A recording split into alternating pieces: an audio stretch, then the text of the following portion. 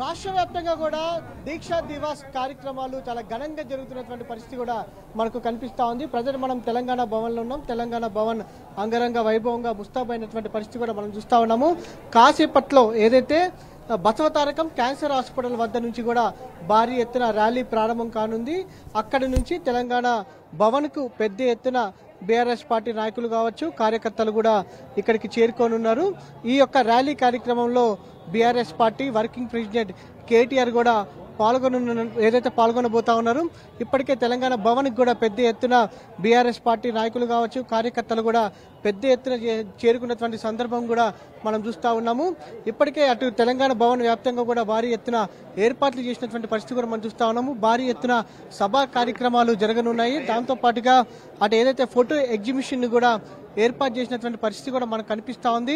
Present Telangana భవన్లో పెద్ద ఎత్తున బీఆర్ఎస్ పార్టీ నాయకులు చేరుకున్నటువంటి పరిస్థితి కూడా మనకు కనిపిస్తూ ఉంది. మనతో పాటు మాట్లాడడానికి బీఆర్ఎస్ పార్టీ నాయకులు కూడా ఉన్నారు. వారితో మాట్లాడించే ప్రయత్నం చేద్దాం. సార్ చెప్పండి, దీక్షా దివాస్ కార్యక్రమాలు రాష్ట్ర వ్యాప్తంగా కూడా ఘనంగా జరుగుతూ ఉన్నాయి.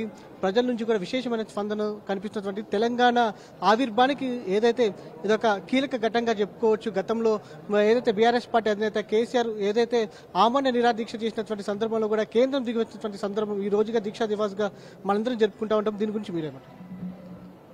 మీరే చూస్తున్నారు కదా, మీరే చెప్తున్నారు కదా, మేము మాట్లాడితే రాజకీయాలు అవుతాయి కదా.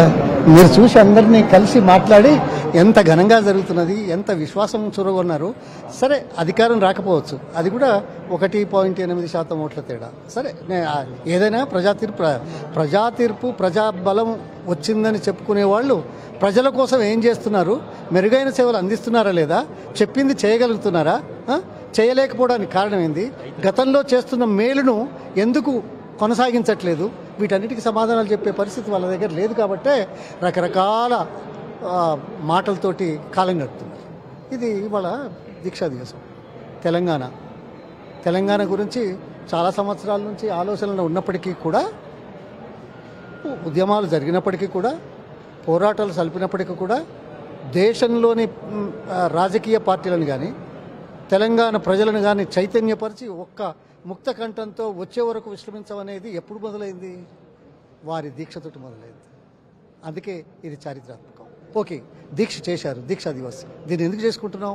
గత 10 సంవత్సరాల్లో దీక్ష చేయడం వల్ల దేశంలోని అందరినీ ఒప్పించడమే కాకుండా, తెలంగాణ సాధించడమే కాకుండా, తెలంగాణ వచ్చిన తర్వాత ప్రపంచంలో ఏ ప్రాంతంలోనూ, దేశంలోని ఏ రాష్ట్రంలో లేని విధంగా చేసిన కార్యక్రమాలు ఏవైతే ఉన్నాయో ఈ వీళ్ళకి ఏం తెలుస్తుందా? ఈ అధికారంలోకి వచ్చింది అనుభవం ఉందా, అవగాహన ఉందా, అహంకారంతో మాట్లాడుతున్నారు. చర్చకు రమ్మనండి, ఏ విషయం మీద దేనికి మేము సిద్ధం. ఎందుకంటే భయపడేది లేదు, పొరపాట్లు జరుగుతాయి. అయినా ప్రజల మేర గురించి, తెలంగాణ వాళ్ళ గురించి పెద్ద ఎత్తున కృషి చేసి చరిత్రలో నిలిచేటట్టుగా చేసిన చరిత్ర కేసీఆర్ గారిది. This cannot be denied. అందుకే చర్చకు రమ్మండి. ఇది వచ్చే రోజుల్లో తెలంగాణ ప్రజలు, తెలంగాణ ప్రాంతం మరింత అభివృద్ధి పదంలో పోవడానికి ఒక ప్రేరణాత్మకంగా, స్ఫూర్తిదాయకంగా ఉండడానికి, జనంలో చైతన్యాన్ని తీసుకురావడానికి చేసే ప్రక్రియలో భాగంగా ఈ దీక్షా దివస్ను జరుపుకుంటున్న సంగతి ఏదో మేము మాటలతోటి చెప్తున్నామని ఎవరన్నా అనొచ్చు, కానీ మీరే చూసి అంటున్నారు రాష్ట్రం అంతా చేస్తున్నారని. మాకు ప్రైవేట్ సర్వేల సంగతి బాగా తెలుసు. ఎంతో 45 ఏళ్ళ నుంచి, కొద్ది కాలమే 45 ఏళ్ళ నుంచి రాజకీయాలు ఉన్నాం కాబట్టి ఏ పార్టీలు, ఏ సంస్థలు ఏం చేస్తున్నాయి, ఏ పేపర్లు ఏం సర్వేలు చేసినాయి, వాటి ఫలితాలేంటి మాకు బాగా తెలుసు. ఈ దేశ చరిత్రలో స్వాతంత్రం వచ్చినప్పటి నుంచి ఇప్పటి వరకు ఏ రాష్ట్ర ముఖ్యమంత్రి కూడా 11 మాసాల్లో ప్రజల విశ్వాసం కోల్పోయిన చరిత్ర ఎన్నడూ లేదు. అందులో పార్టీ అక్కడ శాశ్వతం కాదు, 5 సంవత్సరాలే గొప్ప. అందులో సంవత్సరానికి ఓలు మారిన చరిత్ర చాలా ఉన్నాయి. అందులో ఈయన పరిపాలన తర్వాత మరి ఏమవుతుందో నేను చెప్తే బాగుండదు. నేను చెప్తే రాజకీయాల్లోకి వచ్చాడు, బీఆర్ఎస్లోకి వచ్చాడు కాబట్టి చెప్తా ఉంటాడు అంటారు. కానీ చరిత్ర లేదా? అవునా కాదా? చరిత్రే. రావణాసుడు, శ్రీరామచంద్రుడు. ఎవరి చరిత్ర వాళ్ళకు ఉంటుంది. ఇక అంతకంటే నేను చెప్పమంటారు. మీరు చెప్పండి, ఉద్యమంలో కీలకంగా వ్యవహరించారు. మీరు కూడా ఆనాడు ఉద్యమ ప్రస్థానాన్ని కూడా చూశారు. బీఆర్ఎస్ పార్టీ అధినేత కేసీఆర్ ఆమరణ నిరాహార దీక్షకు వెళ్తున్న సమయంలో పోలీసులు అరెస్ట్ చేసిన తర్వాత ఎలాంటి సంఘటనలు జరిగినవి కూడా తెలుసు. దీక్షా దివాస్ సందర్భంగా గత 10 ఏళ్ల కాలంలో కూడా ఎలాంటి అభివృద్ధి చెందింది, ప్రజెంట్ కాంగ్రెస్ వచ్చిన తర్వాత ఎలాంటి పరిస్థితులు ఉన్నాయని చెప్పి మీరు అనుకుంటా ఉన్నారు. కేసీఆర్ గారు తాను సచ్చుడో తెలంగాణ వచ్చుడో అన్నటువంటి ఒక నినాదంతో ఆ రోజు తెలంగాణ రాష్ట్ర సాధన కోసం తను ఆమరణ నిరాహార దీక్షకు శ్రీకారం చుట్టిండ్రు. ఈ దీక్ష తెలంగాణలో ఉన్నటువంటి ఒక సబ్బండ వర్గాలను ఏకీకృతం చేసినటువంటి దీక్ష. ఈ దీక్ష యావత్ తెలంగాణ జాతిని చైతన్యవంతం చేసినటువంటి ఒక దీక్ష. ఈ దీక్ష మొండితనంతో మూర్ఖత్వంతో ఉన్నటువంటి ఒక ఢిల్లీ ప్రభుత్వ పెద్దలను మెడలు వంచి సాధికారికంగా ప్రప్రదంగా తెలంగాణ సాధన కోసం ఒక ప్రకటన తీసుకొచ్చినట్టు ఒక మహత్తరమైనటువంటి ఒక దీక్ష. ఈ దీక్ష ఆషామాషి దీక్ష కాదు. ఈ దీక్ష కేవలం కేసీఆర్ గారు దీక్ష చేసిండ్రు అనేటువంటిది కాదు. దీని చుట్టూ మొత్తం తెలంగాణ జాతిని చైతన్యపరిచిన ఒక దీక్ష. ఇది తెలంగాణకు ఒక కొత్త స్ఫూర్తిని, ఒక కొత్త చైతన్యాన్ని ఇచ్చినట్టు ఒక దీక్ష. ఈ దీక్షనే తెలంగాణ సాధనకు పునాది అనేటువంటిది మనం అందరం కూడా ఈరోజు గుర్తించుకోవాలా. ఆ మహానుభావుడు నా ప్రాణం పోయినా పర్వాలేదు అని చెప్పని సిద్ధపడి పదవులను త్యాగం చేసి తెలంగాణ ఉద్యమాన్ని మొదలుపెట్టిండు. తన ప్రాణాన్ని త్యాగం చేసైనా సరే తెలంగాణ సాధిస్తుకొస్తా అని చెప్పని ఈ దీక్షను మొదలుపెట్టిండు. కాబట్టి ఈ దీక్షకు అత్యంత ప్రామాణికత ఉన్నటువంటిది, ప్రజల ఆదరణ పొందినటువంటిది. మనం అందరం కూడా కేసీఆర్ గారికి కృతజ్ఞత తెలపవలసినటువంటి ఒక అద్భుతమైనటువంటి ఒక దీక్షా దివస్ ఇది, దీక్షా దినోత్సవం ఇది.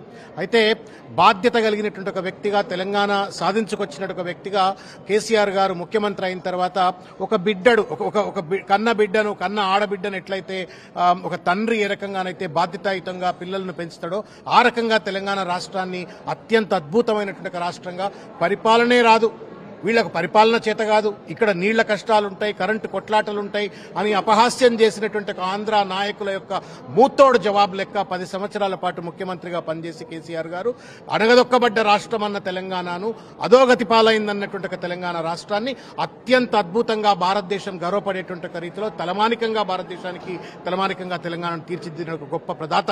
పర్ క్యాపిటల్ ఇన్కమ్ లో కానీ, ప్యాడీ ప్రొడక్షన్ లో కానీ, జీడీపీలో కానీ, బడ్జెట్ లో కానీ ఏ రంగంలో తీసుకున్నా ఒక పక్కన అభివృద్ధి, మరో పక్కన సంక్షేమం అనేటువంటి అంతరాలు లేకుండా రెండింటిని కూడా జోడొద్దులు లెక్క పరిగెత్తుకెళ్లి మనమందరం గర్వపడేటువంటి రీతిలో తెలంగాణ జాతి అంతా సుఖ సంతోషాలతో ఉండేటువంటి రీతిలో ముఖ్యమంత్రిగా కేసీఆర్ గారు పరిపాలన కొనసాగించారు. వారికి హృదయపూర్వకంగా ఈ సందర్భంగా 50 మంది టీఆర్ఎస్ పార్టీ కార్యకర్తల పక్షాన, 50 మంది తెలంగాణ సమాజం పక్షాన, 50 మంది తెలంగాణ ఉద్యమకారులు, విద్యార్థి, నిరుద్యోగ, కార్మిక, కర్షక రైతాంగం తరపున కేసీఆర్ గారికి హృదయపూర్వకంగా నేను కృతజ్ఞతాబంధాలు తెలియజేస్తా ఉన్నాను.